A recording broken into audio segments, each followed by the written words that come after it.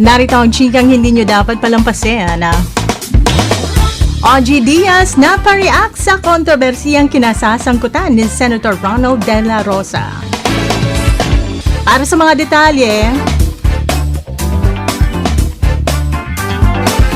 hindi napigilan ng komedyante at talent manager na si OG Diaz na mag-react sa patuloy na mga talakayan na kinasasangkutan ni Senator Ronald Bato De La Rosa at ang mga pagtangkang dalhin siya sa kustodiya ng International Criminal Court or ICC dahil sa mga isyong nauugnay sa kanya.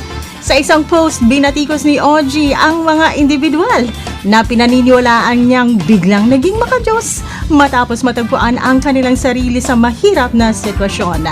Saad niya, sana naisip umano ninyo si Lord nung bago kayo gumawa ng katarantaduhan at naging ganit sa pwesto at kapangyarihan.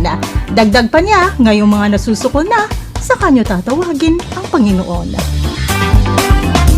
At yan na lang muna ang ating chika ngayon. Ako si Apple Dale sa 105.9 Wild FM. Hala, pag Wild. Wild